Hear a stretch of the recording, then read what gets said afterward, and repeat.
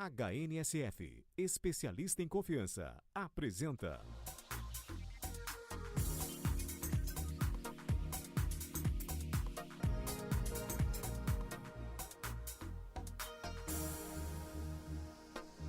HNSF, especialista em confiança.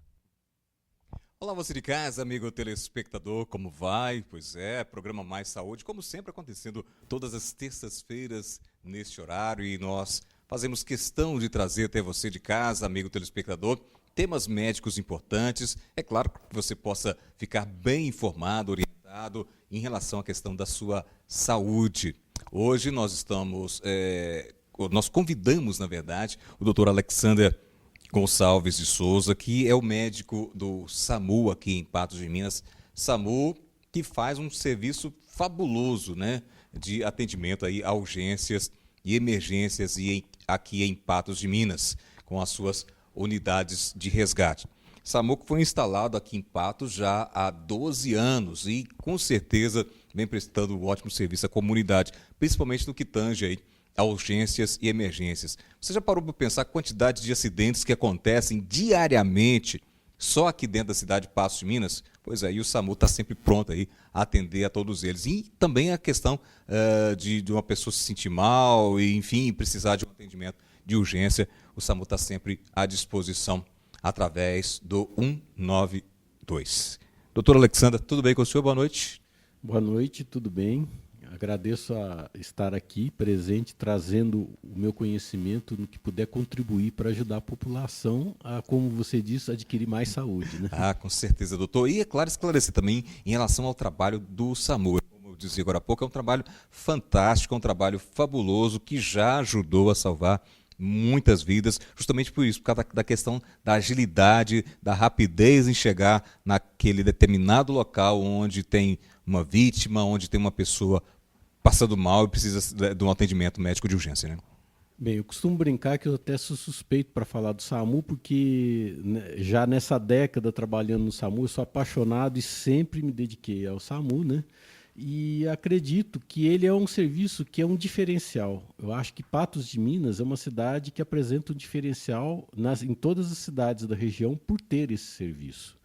E eu falo que o serviço que ele presta não tem como ser mensurado o valor. Ele é sempre um serviço que está pronto a atender 24 horas por dia, né? E que está estendendo sempre a mão para aquela hora crítica, né? Às vezes nós temos dificuldades de entender que as pessoas entendem que o SAMU é para resolver tudo. Infelizmente, não é isso. Nós trabalhamos mesmo estritamente com urgência e emergência. Até por uma questão logística. Nós não temos, se nós fôssemos atender todas as demandas de quem nos procurasse, nós teríamos que ter no mínimo 20 ambulâncias rodando. E nós hoje só contamos com 3 equipes, né? Uma unidade de suporte avançado e 2 de suporte básico, que são as equipes que existem desde a constituição do SAMU há 12 anos atrás. Por isso que muitas pessoas às vezes não entendem quando ligam lá no SAMU e vocês ficam ali fazendo perguntas para a pessoa, mas é no intuito justamente disso, de saber qual unidade mandar, de que maneira, qual profissional que vai estar indo ali naquele determinado momento para ajudar da melhor maneira possível, né, doutor? Com certeza. E assim, é importante que as pessoas entendam que o SAMU não é só ambulância. O SAMU consta de 2 serviços. Um é o serviço de regulação médica. Qual que é o serviço? Quando você liga, aí todo mundo reclama, mas faz tanta pergunta, quer saber endereço, quer saber... Primeiro, sem endereço nós não localizamos o acidente. E para ajudar a localizar o acidente é importante ter um ponto de referência. Segundo, aquilo vai ser aberto um prontuário médico eletrônico. Então eu preciso dos dados. A pessoa fala, mas por que você precisa do nome do paciente? Eu falei, preciso, eu não estou só despachando uma ambulância. Eu estou fazendo tipo uma consulta médica ali no local. Mas uma consulta, vamos distinguir. Ali eu não tenho como fazer uma consulta de consultório, né? Que eu vou examinar, etc. Lógico. Mas pelo menos o básico, né, doutor? Uma orientação médica, né, eficaz no que possa resolver as questões de urgência. Agora, isto já é um diferencial, porque muitas vezes a pessoa liga, manda ambulância, mas nós, na hora que a gente pergunta o que está acontecendo, eu já vou saber daquela pessoa que ela está me falando qual o grau, né, de urgência que existe naquilo e qual o veículo mais adequado. Que determinados medicamentos que o médico prescreve ali na hora do movimento, às vezes o paciente nem pode tomar, porque ele já tomou algum medicamento. É bom saber também em relação a essa questão, né, doutor? Não, é uma escuta médica qualificada. Ou seja, você está ligando e conversando com o médico, né? E que naquela hora crítica ele pode te ajudar a resolver uma dúvida cruel. Não, eu tomei um remédio por engano, ele vai me fazer mal ou não? Né? Sem querer eu tomei 2 comprimidos do que eu deveria ter tomado, o que eu devo fazer? Ou então, até mesmo uma mãe que está cuidando de uma criança com febre, o pediatra passou tal remédio, mas antes de acabar a hora de eu dar o novo remédio, já acabou o efeito. Será que eu posso dar um outro? Como é que eu posso fazer? Então, o SAMU, além do serviço de ambulância, tem esse serviço de regulação, que é um diferencial muito importante. O trabalho do SAMU ainda é em conjunto com o Corpo de Bombeiros? Ainda está sendo feito em conjunto? Olha, a Central hoje 193 é junto conosco, né? E, na realidade, eu acho que, vamos ter uma ideia, o SAMU sempre trabalhou junto com o Corpo de Bombeiros, porque todos têm a sua especialização. É impossível para mim chegar num acidente em que o caminhão está lá tombado e o paciente preso nas ferragens e sem ter a ajuda do Corpo de Bombeiros, com a equipe deles treinadas, com os equipamentos que eles têm, o que eu vou poder fazer? Muito pouca coisa. Então, na realidade, desde que o SAMU surgiu, ele na realidade surgiu, foi para cobrir um espaço, né, que existe no atendimento de urgência, porque o Corpo de Bombeiros sempre prestaram esse resgate, sempre deram essa ajuda na medida do possível, mas quando eles se deparavam no local da cena com uma parada cardíaca, com um paciente grave preso na ferragem, enquanto eles extraíam o paciente da ferragem, eles não sabiam o que fazer naquele momento, e até pelo fato de não ser uma equipe médica, eles não podem medicar no local, só a equipe médica.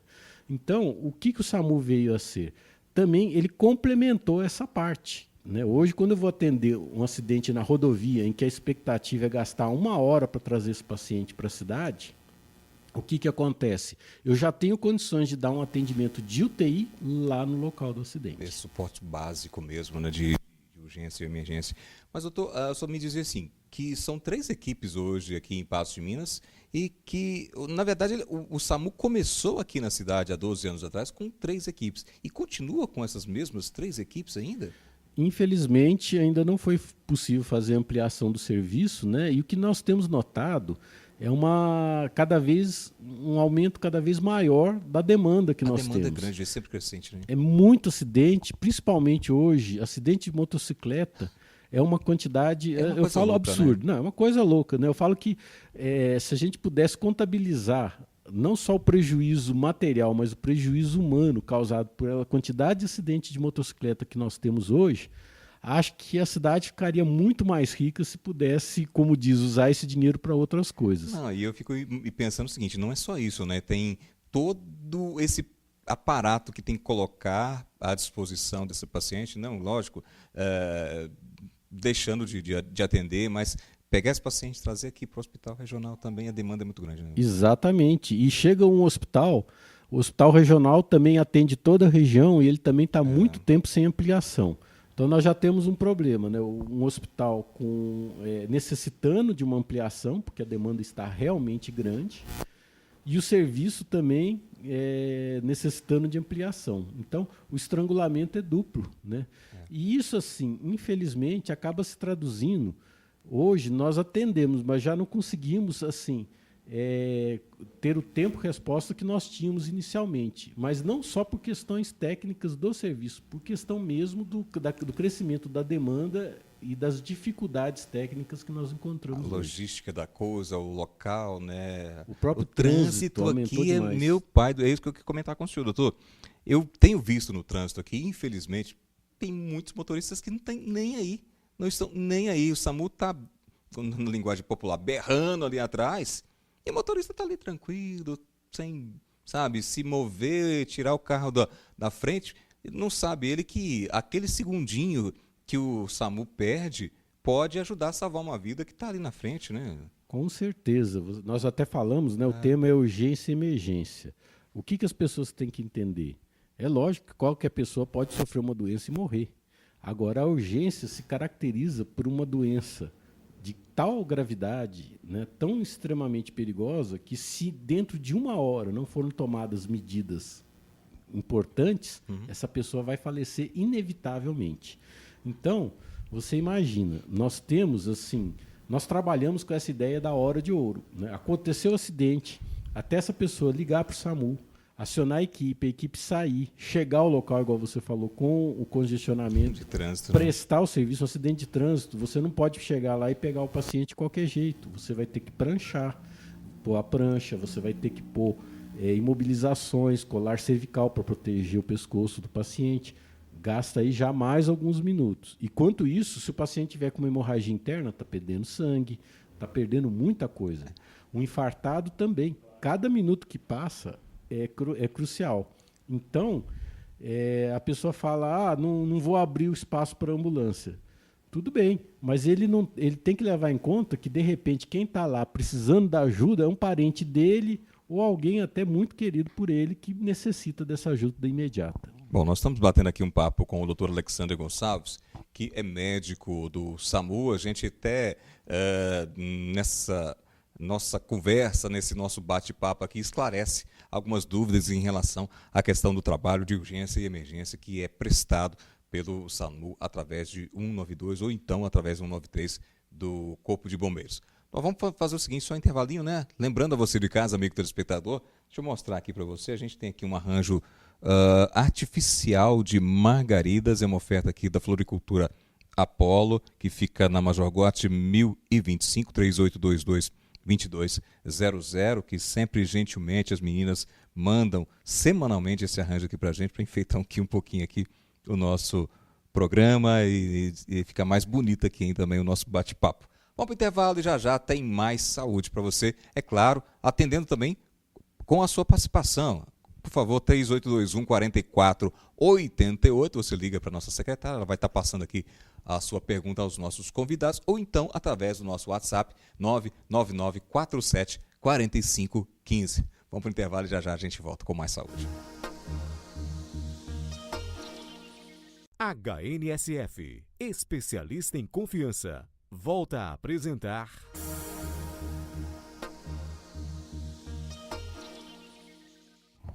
Olha, nós estamos aqui batendo um papo com você, amigo de casa, você telespectador. O programa é sempre voltado aí para que você possa tirar dúvidas em relação à questão da sua saúde. O nosso bate-papo hoje com o Dr. Alexander Gonçalves, médico do SAMU, e que no intervalo a gente até colocava algumas questões que vai estar passando para você, amigo de casa.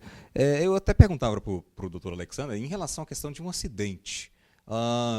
Quando uma moto, por exemplo, já que... tem muito acidente com moto aí na cidade. O certo é deixar a pessoa imobilizada ali no chão, doutor? Ou você pode tentar ajudar antes que o resgate chegue? Bem, antigamente, quando não se tinha um serviço de resgate eficaz, né, quando aconteceu um acidente desse, todo mundo já saía correndo, pegava uma picape, jogava a pessoa dentro do carro e levava para o hospital.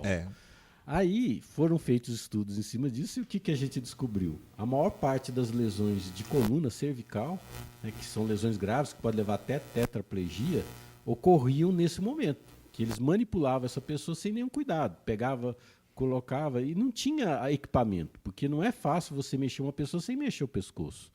Então, a orientação que a gente dá hoje a nível de socorro é: acidente de trânsito não são todos os acidentes. Eu quero destacar que são acidentes que têm grande energia envolvida. Então, acidente automóvel, motocicleta, até mesmo de bicicleta. Esses tipos de acidente, a vítima está lá no local do acidente, o quanto você puder não mexer, ajuda.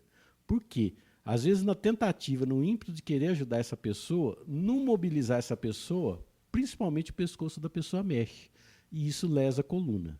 E eu quero destacar no acidente de moto a questão do capacete. Muita gente vai lá e já corre para tirar o capacete da pessoa sem nem saber direito o que aconteceu.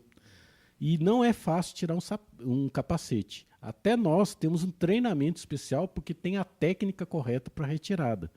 Então, se for possível, não retirar o capacete. É lógico, se a pessoa estiver sufocando, se a pessoa estiver numa posição de risco, o carro está vazando combustível, vai explodir, vai pegar fogo, aí não tem jeito. Você é obrigado a tirar do local mesmo sem os cuidados devidos, mas aí a situação, como diz, o risco de morrer é maior ficando no local do que tirando. Se a pessoa tiver algum conhecimento de primeiro socorro, sim, pode até ajudar nesse sentido também. Sim, né? mas o mais importante é procurar evitar de imobilizar o capacete, o pescoço da pessoa. Então preocupa muito a gente que no acidente de moto a pessoa cai, o capacete é incômodo, né? Fica aquele negócio lá segurando e a pessoa às vezes até reclamando.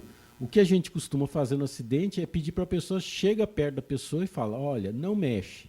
E se tiver que filmar, não adianta filmar o capacete. Tem que pôr a mão no pescoço da pessoa, pedir para ela não mexer e tentar impedir o máximo possível que a pessoa mexa. Ou seja, impedir que ela rode ou levante ou abaixe a cabeça. Isso é o principal.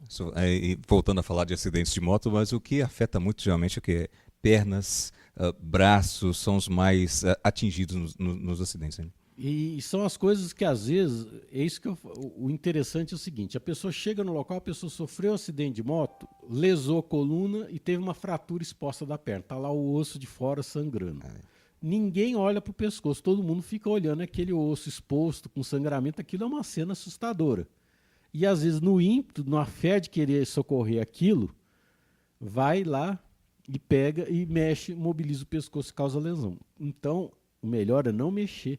Tanto é que a própria equipe de socorro, quando chega, quando é fratura exposta, a nossa ordem é não mexer. Se a perna estiver torta, fora do lugar, a pessoa vai ser imobilizada e transportada naquela posição. A gente não vai reduzir no local, porque o risco de reduzir é maior.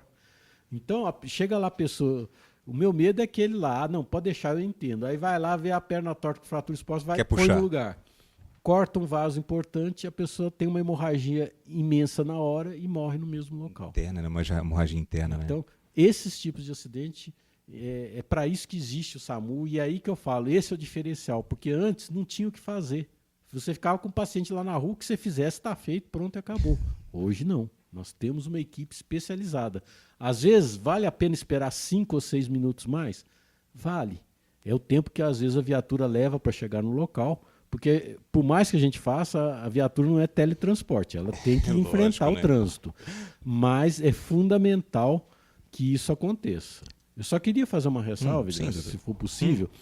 Existe exceção a essa regra, que são os traumas, são as facadas e os tiros. Esses, geralmente, não implicam na necessidade de mobilização. E esse, sim, faz toda a diferença do mundo. Quanto mais cedo chegar no hospital, melhor. Então, muitas vezes as pessoas até estranham. A gente está lá, mas fulano levou um tiro. Tem um carro aí perto, conforme o local que ele está, dá para carregar no hospital correndo? A gente às vezes até pede isso, as pessoas estranham. Mas por que não mandou ambulância? Porque esses tipos de casos a gente resolve dentro do bloco cirúrgico do hospital. Às vezes tem que abrir o paciente para poder estancar o sangramento. Agora, a ambulância, ela tem o sistema de uma UTI, mas ela não tem um centro cirúrgico. Então, certos tipos de ocorrência, o próprio médico regulador no telefone vai falar para você, por favor, tem um carro, põe no carro e corre até o hospital. Porque nesse caso, é importante, cada minuto, é igual nós falamos, vai fazer diferença. É por isso que a gente está colocando aqui para o pessoal de casa essa questão do ligar lá no 92 e o regulador ficar fazendo perguntas. Né? É justamente para esse tipo de coisa. Né? É esse tipo de coisa. Às vezes eu falo com as pessoas, é igual zona rural. Muitas vezes a gente pede para a pessoa pôr no carro e interceptar no meio do caminho. Porque liga uma pessoa, por exemplo, lá de Pilar. Minha ambulância extremo, né, do município de Patos. Vai gastar 1 hora para chegar no local. Se a pessoa tiver em estado grave, ele com certeza não vai resistir até a chegada da ambulância. E as pessoas têm que entender isso. Por mais que eu queira, minha ambulância não tem como chegar a tempo. Então a gente às vezes vai dar orientação que não é que o paciente espera. Fala, põe no carro, vai trazendo, vamos interceptar, vamos fazer algo diferente. E é por isso que tem que ter a regulação médica, porque o grande diferencial do SAMU é esse. Nós não somos um serviço mecânico, nós somos um serviço que tem essa flexibilidade que eu te falei. Doutor, eu estou me lembrando aqui de alguns casos. A senhora falou assim desse desespero da pessoa quando se sente mal, a outra pessoa está ali do lado. Quando acontece com um filho, a mãe, então, nem se fala, né? O desespero é ainda maior. Ela também tem que ter um pouquinho de manter na calma também nessa hora, né? Olha, eu acho que a pior coisa do mundo, para qualquer um, é você tá. Não precisa nem ser um filho, você tá junto do acidente, você tá vendo a pessoa sofrer, agonizando, e ter que esperar para fazer algo. Você fica com aquela vontade, aquele ímpeto de querer fazer algo. Ou então até entra em pânico, desespero, mas todo mundo tem uma tendência a falar assim: não pode ficar desse jeito. As pessoas têm essa tendência. Mas é aquilo que eu falei: isso tudo é fruto de estudos e já foram balizados. Às vezes o melhor é ter que esperar. Às vezes 5 minutos que você espera vão representar anos de vida para essa pessoa. Liga uma, duas, 10 vezes lá e não chegou, não chegou, chegou. Acontece muito, doutor. Infelizmente é assim. E outra coisa que eu gostaria que as pessoas entendessem é que o SAMU ele tem uma função muito importante, que é resgatar a pessoa nessa hora crítica. Então nós trabalhamos não é com horas, é com minutos e segundos. Então, muitas vezes, a pessoa chega lá e liga para você: não, quebra o meu galho, eu estou precisando transportar aquela pessoa, eu estou precisando levar o paciente na UPA e passar na frente, ele é velhinho, não aguenta esperar na fila. Eu falei: não, lá tem um sistema de classificação. Agora nós viramos os malvados, porque nós não atendemos. Não é questão disso. O SAMU ele tem esse princípio, tem que estar com a ambulância disponível, porque 3, 4 minutos fazem diferença. E se eu estou com um paciente na ambulância, eu não vou conseguir deixar esse paciente no hospital e voltar para a cena em menos de 10 minutos. Então, as pessoas brigam com a gente e falam: não, mas você não vai levar, vai deixar morrer aqui em casa. Eu falo: não é isto. Eu não posso disponibilizar, a não ser que sejam coisas realmente de fato que vão implicar em morte em questão de minutos.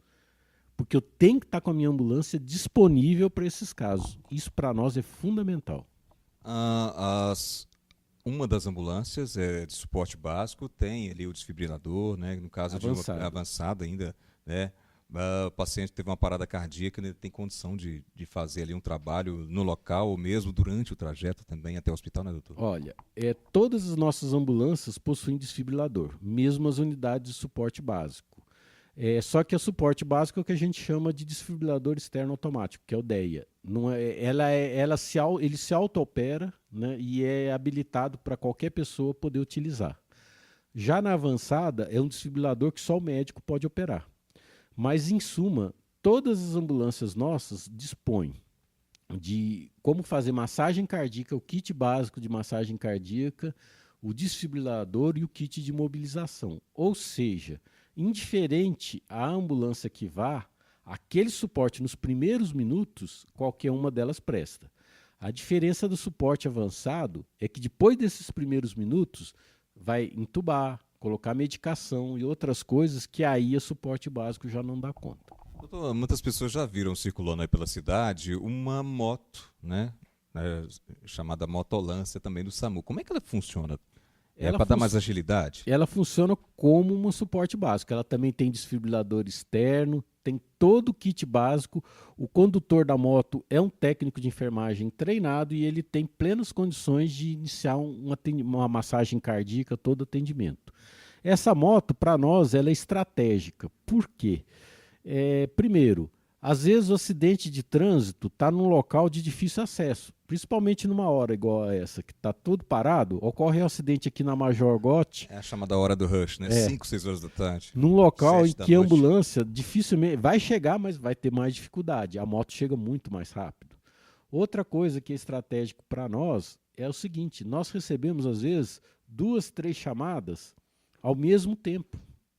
E de pacientes que a pessoa que está pedindo lá não sabe dizer direito a situação do paciente. Então você fala: eu tenho 3 chamadas graves, eu tenho 3 ambulâncias e a moto. Aí, para qual ambulância eu vou mandar a de suporte avançado? O que eu faço? Eu mando as básicas nas que eu acho que estão piores e mando a moto numa para avaliar. Se ele chegar lá e notar que é um caso mais grave, eu já estou com a avançada disponível.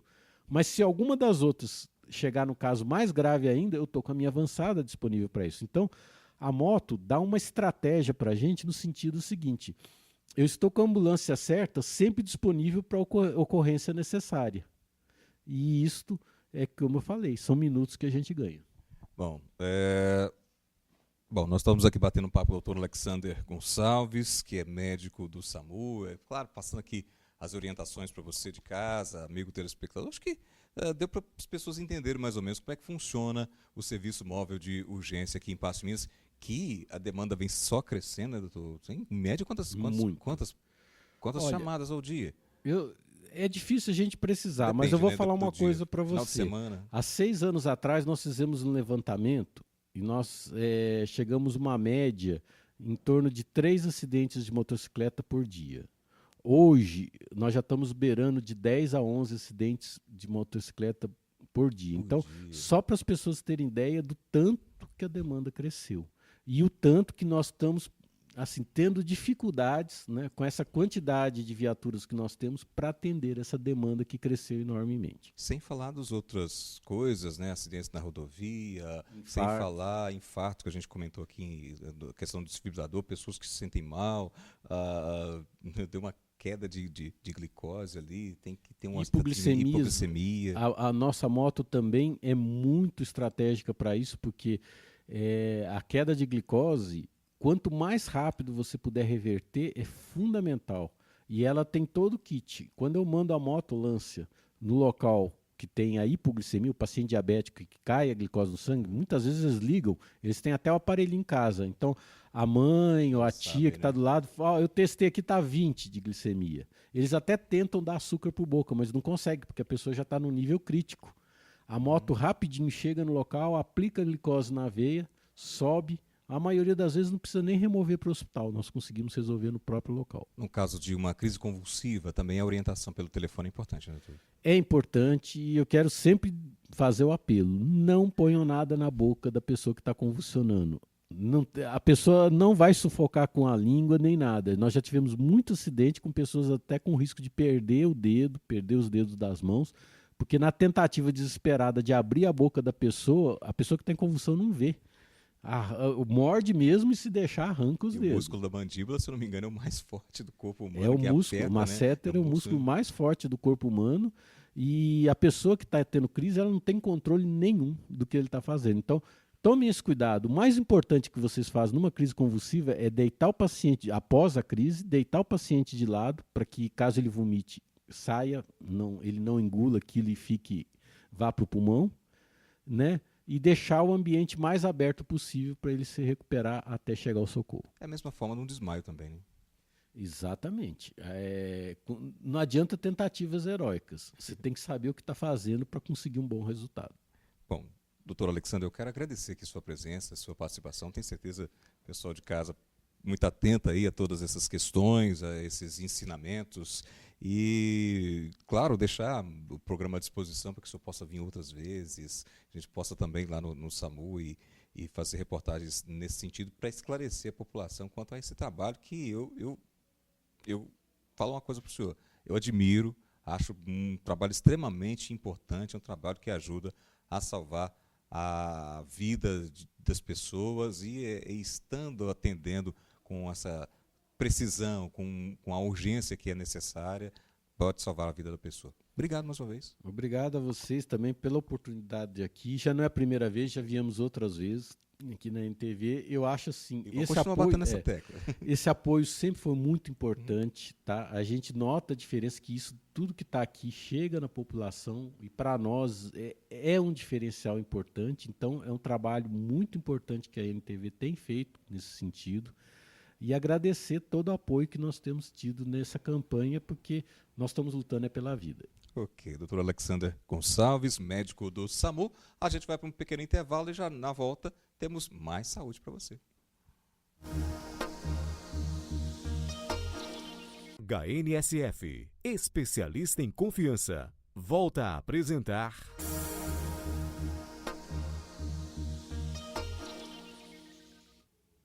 Muito bem, bom, estamos de volta com você, programa Mais Saúde, lembrando que você também pode participar conosco, ligando para cá, 3821-4488, o telefone está aí na sua tela, se você se esquecer, e também através do nosso WhatsApp, 99947-4515.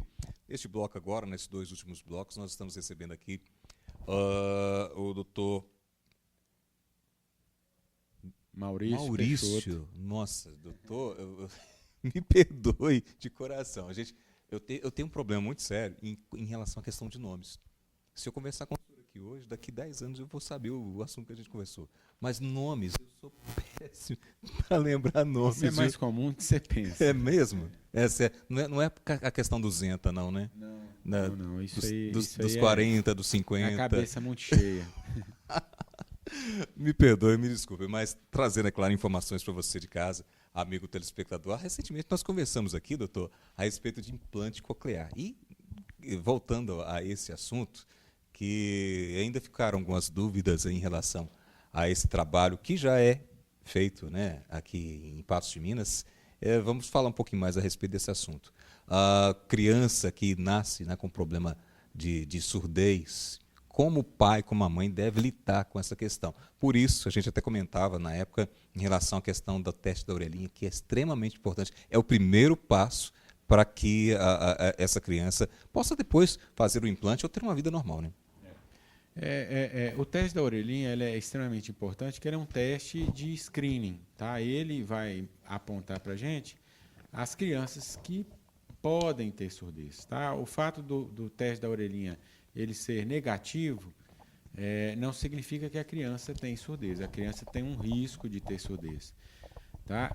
Porque a gente pode ter um teste da orelhinha negativo e a criança ter uma audição normal. Isso é perfeitamente possível. Só que as crianças onde o teste ele indica problemas, elas têm que ser submetidas a alguns exames para ver se ela pode ter perda auditiva ou não. Tá? As crianças de maior risco são aquelas crianças assim, que nascem com baixo peso, que têm que ir para a UTI, ficar muitos dias internados, né? Aquelas crianças que têm uma história familiar de surdez. A consanguinidade dos pais, que é raro hoje em dia, também é um fator de risco. Tá? Mas é basicamente crianças de baixo peso, prematuras e que precisem ir para o CTI ao nascimento. Essas são crianças de maior risco de desenvolver surdez. É por isso que o pai e a mãe tem que ficar atento. Nasceu aquele teste da orelhinha, tão fácil de fazer, né? O teste da orelhinha importante. é super simples. Ele é um teste que não incomoda a criança, né? E o resultado é imediato. Né? Ele, na maioria das vezes, ele vem positivo, significa que está tudo bem com a cóclea da criança. E, nos casos negativos, a gente repete o exame. Na persistência do exame negativo, a gente tem exames mais acurados a fazer para ver se aquilo lá é realmente surdez ou não. E se constatando a surdez, a gente, é lógico, agora tem essa opção, né, para o paciente de voltar a escutar, né, e, consequentemente, falar também. Né, o implante é para aquela criança onde a surdez é muito grande e o aparelho auditivo convencional ele não vai ajudar a criança. Tá? Então, assim, toda vez que você confirma a surdez, você encaminha a criança para um tratamento com a prótese durante algum tempo, onde a gente vai perceber com a ajuda da fonoaudióloga, que é uma profissional extremamente importante da equipe, onde ela vai observar se a criança tem alguma resposta com a prótese auditiva ou não. Tá? E isso a gente tem um tempo de observação de, no mínimo, 2 meses, mas quanto menor a criança, maior o tempo de observação. E a gente tem até 1 ano e meio para definir se aquela criança vai precisar do implante coclear ou não. Tá? A maior parte das crianças elas se beneficiam com prótese auditiva convencional. Tá? E as crianças onde a prótese não melhora a audição, essas crianças vão para implante coclear. Entre 2 e 2 anos e meio, a maior parte dessas crianças estão sendo implantadas. Bom, esse procedimento já pode ser feito aqui em Patos, doutor? Isso, nós já há pelo menos um ano que nós estamos montando a estrutura, já está tudo pronto em termos de infraestrutura. Nós já temos alguns pacientes onde nós estamos aguardando a resposta dos respectivos convênios. Tem pacientes que estão em fase final de triagem e que serão candidatos a implante coclear. Tá? Mas a previsão da gente é que esse ano ainda nós já vamos começar. Quando nós falamos em relação a esse implante em impacto, a gente está falando do hospital atual. Isso. O hospital atual que está aí já há algum tempo no mercado, tentando levar informação e, claro, trazer profissionais competentes, trazer tudo o que há de melhor aí em termos de tecnologia também, para que esse paciente que procura o hospital atual possa ter uma saúde em dia também, né, doutor? Porque a gente tem que esclarecer, assim, o implante coclear é um tratamento extremamente caro. Já. Então, assim, o implante, o aparelho implante, ele é extremamente caro. Tá? Então, assim, ele hoje em dia ele gira por volta de R$70 mil o aparelho. E é uma cirurgia cara que a gente precisa de outros profissionais para auxiliar a gente tem que fazer diversos exames. E a gente tem as dificuldades, né? É assim, você tem que ter a justificativa médica, você tem que fazer essas justificativas para os convênios, e a gente tem que discutir as coisas, manda um argumento, eles pedem mais. Então, é uma coisa demorada para todos os pacientes, e isso assim, é uma rotina no Brasil inteiro. Costuma ser um pouquinho burocrático, né? A burocracia, às vezes, até cansa, mas é uma coisa necessária, né? Até para se ter algum controle. Uhum. E é por isso que, assim que detecta o problema, tentar já buscar essa ajuda o mais cedo possível. Isso, e isso é importante, porque assim, ele não é a solução para todos os problemas de surdez, né? Ele tem indicações. Então, se ele é indicado em criança, ele é indicado em crianças maiores, sim, desde que as crianças maiores já tenham desenvolvido fala, né? Então, as crianças, assim, com 4, 5 anos de idade, se elas conseguiram, durante uma fase, elas tinham audição normal e conseguiram desenvolver a fala, mas depois, por algum problema de saúde, elas desenvolveram surdez, elas podem se submeter a implante. Os adultos, os idosos, nessa mesma situação. Então, assim, nós temos alguns candidatos que eram pessoas auditivamente normais e que, por causa da idade, foram perdendo a audição. Hoje em dia, as próteses auditivas mais potentes que a gente tem no mercado não conseguem fazer essa pessoa ter um resíduo auditivo útil.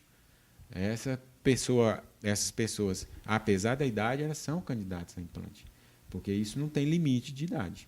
Ele tem um limite técnico que você tem que olhar nos pacientes. Mas esse candidato que você está falando são pessoas de mais idade que já usam, às vezes, essa... Eles são usuários de prótese auditiva há vários anos, mas que eles, com a prótese hoje, eles não conseguem nem perceber sons do dia a dia.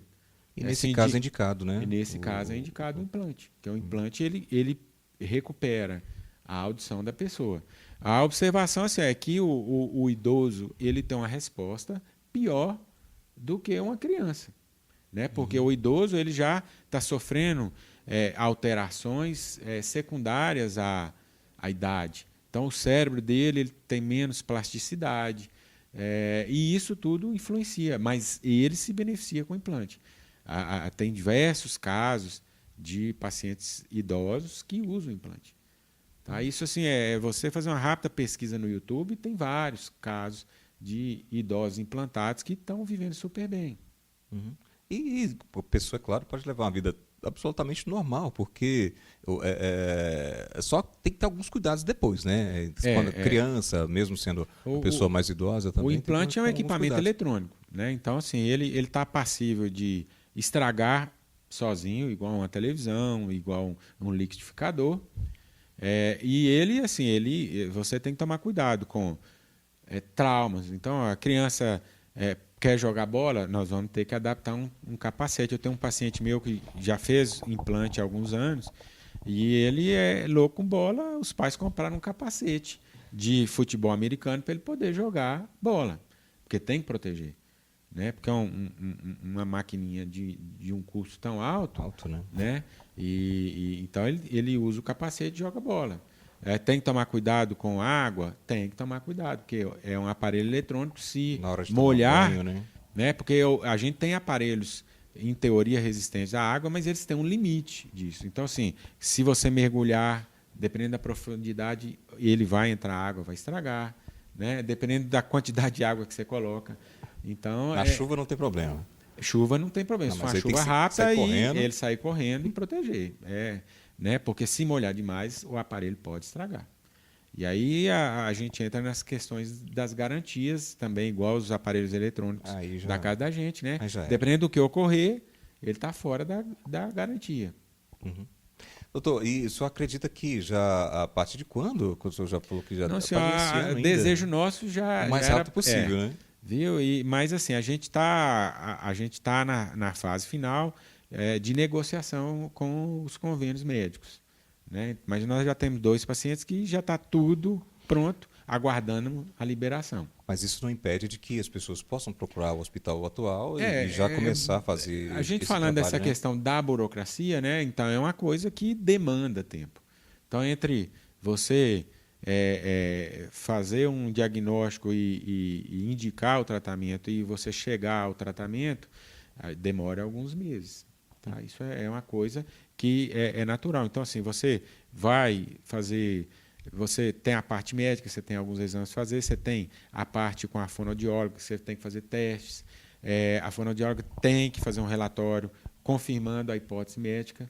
A gente tem que pedir uma avaliação de uma psicóloga, porque como aquilo é um aparelho eletrônico que vai ficar no corpo da pessoa, então a pessoa tem que ter uma estrutura emocional, a família tem que ter uma estrutura emocional para que aquilo tenha um sucesso no tratamento. Maior, né? Depois, não é só colocar o implante, a pessoa tem que fazer uma terapia, porque ela tem que aprender a escutar, ela vai ter que fazer uma reabilitação da fala. E o tratamento, enquanto a pessoa estiver viva, ele tem que fazer o tratamento. Continua. Bom, e claro, continuando o nosso bate-papo com o doutor Maurício, não vou tentar não esquecer mais não, doutor Maurício Costa e Peixoto, que é otorrinolaringologista, esse também não vou esquecer. Nós vamos para o intervalinho, já a gente continua o nosso bate-papo com ele. A NSF, especialista em confiança, volta a apresentar...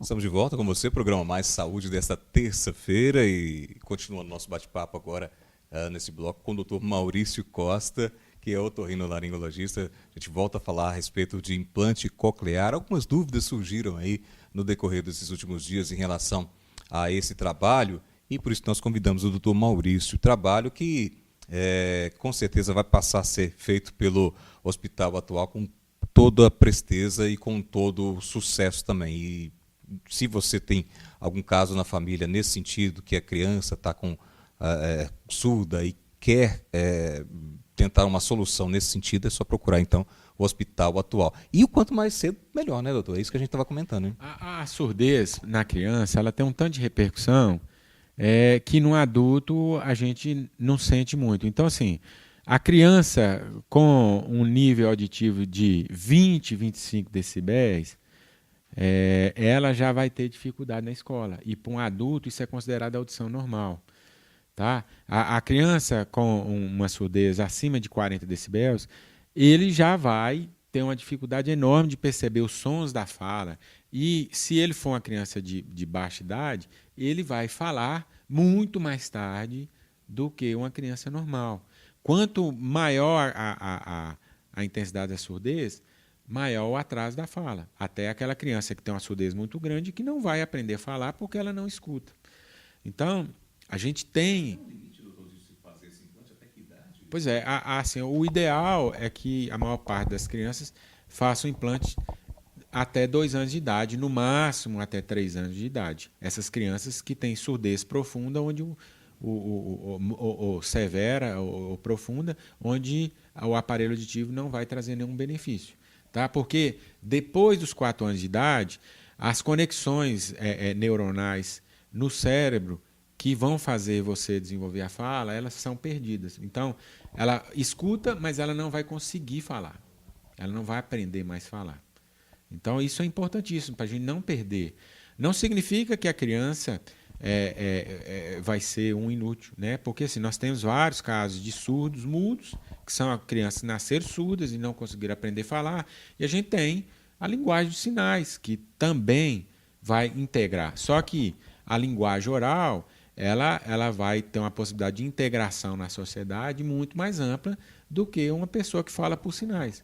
né? Porque para ela falar com sinais é obrigatório que a outra pessoa que esteja conversando com ela também saiba a linguagem de sinais, que não é uma coisa dia nosso. Não é nada muito fácil, mais fácil a pessoa que fala, ela vai em qualquer lugar, ela vai conseguir uma orientação, ela vai conseguir aprender as coisas com muito mais facilidade. Agora, um aparelho auditivo, em muitos casos, pode solucionar também esse tipo de problema? Às vezes, o aparelho auditivo soluciona a maior parte dos casos. Tá? E o aparelho auditivo, desde que a gente identifica esses casos precocemente, ele vai evitar da criança desenvolver qualquer sequela no desenvolvimento da fala, no aprendizado, porque a criança passa a escutar melhor. E tem aparelhos auditivos de vários tamanhos também, né? Um maiorzinho, você coloca atrás da orelha, tem aquele que você coloca dentro da orelha. A preferência, assim, com criança, normalmente são os aparelhos retroauriculares, porque eles são mais fáceis de manutenção. Eles também, como eles têm compartimentos, então é mais fácil, assim, ele quebra algumas partes. O aparelho muito pequeno, ele está todo dentro daquele corpo. Então, uma criança é muito mais fácil ela perder, é muito mais fácil ela quebrar, pisar em cima, jogar dentro do copo do achocolatado. Então, criança, a maioria das vezes é sempre aparelho retroauricular. E os adolescentes, os adultos, a gente tem mais liberdade de escolher o tamanho do aparelho, dependendo também da intensidade da surdez. Hoje a gente tem aparelhos muito pequenininhos que conseguem dar um ganho enorme e que praticamente substituem esses aparelhos retroauriculares. Mas isso aí, assim, a gente depende da avaliação da fonoaudióloga, que é a profissional que vai escolher o aparelho para o deficiente auditivo. Aí eles trabalham em conjunto, né, também, para saber se precisa ou não fazer o coclear também, às vezes precisa. E isso é assim, a gente reúne, discute os casos e a gente chega a uma conclusão conjunta. Se ela tem dúvidas, a gente vai rever o caso. Se ela acha que não é, igual a gente falando do implante, se ela acha que não é o caso, não é o caso, pronto, acabou. A gente tem essa autonomia, inclusive com a equipe, a psicóloga também. Se ela acha que o paciente não tem estrutura emocional para realizar um implante, não vai ser feito. Porque não adianta você fazer um tratamento caro, lógico, né? E que não vai surtir efeito, a pessoa vai pegar e abandonar o tratamento porque não tem estrutura emocional para isso. Então, a gente tem uma integração com a equipe e cada um tem uma liberdade de argumentar e, às vezes, impedir do tratamento seguir adiante. Mesmo esse aparelhinho que o pessoal usa muito para surdez, ele precisa também da manutenção e os cuidados que o senhor falou, do mesmo cuidado, da mesma forma com o implante coclear, que é a questão de entrar na água, tomar banho, dormir com esse aparelho. É um aparelho eletrônico, né? Então tem que tomar cuidado. E assim, o aparelho auditivo convencional, ele ainda tem um problema que é a aceitação, né? Então, assim, os pacientes com deficiência auditiva, eles têm uma dificuldade enorme de aceitar o aparelho auditivo. Para usar o aparelho. Nós temos um programa fantástico, funciona lá na APAI, pelo SUS, onde fornece os 2 aparelhos auditivos. Eu não tenho estatística, eu não trabalho lá mais, trabalhei no início, mas assim, eu acredito que a aderência dos pacientes, se chegar a 30%, é muito. Assim, aqueles pacientes que recebem a prótese auditiva e que continuam usando a prótese auditiva. A maior parte deles, qualquer desculpa é motivo para abandonar. Ainda mais se for adulto, né? Assim, é uma coisa incompreensível, né? Rapazinho, mocinho. Não, olha, assim, o paciente jovem, ele tem uma cabeça aberta e ele sabe a dificuldade de chegar na sala de aula e não entender. A resistência maior é a pessoa mais velha. Paciente mais velho. Então, assim, os idosos são os que mais dão trabalho. A família inteira, não quer admitir que tem um problema. A família inteira está brigando com ele porque conversa e ele não responde. Quando ele responde, ele entendeu tudo errado e ele fala que não precisa do aparelho. E tem que ficar gritando dentro de casa. E ele vai se isolando cada vez mais, porque assim, você põe um deficiente auditivo no meio do ambiente ruidoso, ele vai ter enorme dificuldade para perceber a fala, porque o ruído atrapalha. Aí ele vai ser aquele que você fala alguma coisa, ele dá um riso amarelo, você não sabe se ele concordou, se ele discordou. Às vezes até é um assunto referente a ele e você não sabe a posição. Isso é um conflito que a gente tem no consultório todo dia. Os parentes vão lá e falam, doutor, fala com ele. Eu vou falar o quê? Ele sabe que ele Vai precisa. da própria pessoa, né? Ele não quer usar, paciência. Vai da própria pessoa, né? É. E aí o parente que fica sofrendo, tem que falar mais, cada vez mais alto Isso. dentro de casa. E, né? e a gente tem um problema assim, ó, da deficiência auditiva, é que quanto mais tempo você passa sem escutar, pior funciona a área auditiva do cérebro, porque ela para de receber estímulo. Né? Então, aquele paciente que... Aí vai ter dificuldade até na fala depois. depois ele vai ter a dificuldade de associar o som que ele está percebendo com o aparelho com a fala. Tá? Isso depende de conexão neurológica. Então, ele percebe o som, mas ele não entende. Ele não entende por quê? Porque ele tem tanto tempo que ele não escuta que ele desaprendeu o que aquele som significa. A gente tem como diminuir o impacto disso? Tem, mas é mais tratamento. Então, a gente tenta falar assim, olha, vai lá agora que sua surdez está pequena, você precisa de aparelho, você vai ter um ganho muito grande. Aí ele vira para a gente e fala, eu acho que eu não preciso.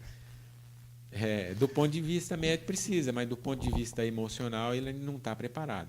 Aí quando ele está surdo, igual a porta, ele quer lá colocar um aparelho e o aparelho não vai funcionar. Às vezes. E aqui vai, então, o puxão de orelhas do doutor Maurício a essas pessoas que ainda resistem, né, doutor? Em colocar esse aparelho. Né? Mas é para qualidade de vida, isso é para o seu bem, meu amigo. Trabalhar com o ser humano é complicado, né? Então, assim, a gente tem diversas variáveis onde você tem que tentar contornar, você tem que explicar, mas a gente tem os cabeças duras que não tem argumento. E não adianta falar se é homem, se é mulher, é tudo... Não, isso é independente do sexo. Independente da idade, né? Da idade do sexo, aliás. Aí, quanto mais velho, parece que é pior um pouquinho. Né? Isso é da natureza humana. Da natureza humana. Então, aí ele acha que não precisa e ninguém consegue tirar a convicção dele. Já pensou, meu amigo, você está em casa, você que gostava daquelas músicas antigas, né? Tinha um carreiro, e hoje não pode mais escutar? Tem que pensar muito nisso também. É claro, é para o seu próprio bem.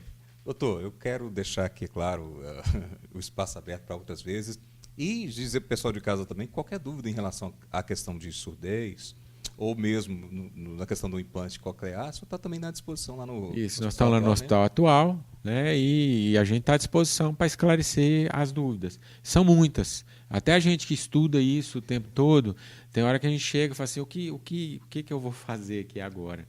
Tá? Porque o que a gente vê com relação a conhecimento é que quanto mais você procura, mais você percebe que você tem que estudar mais.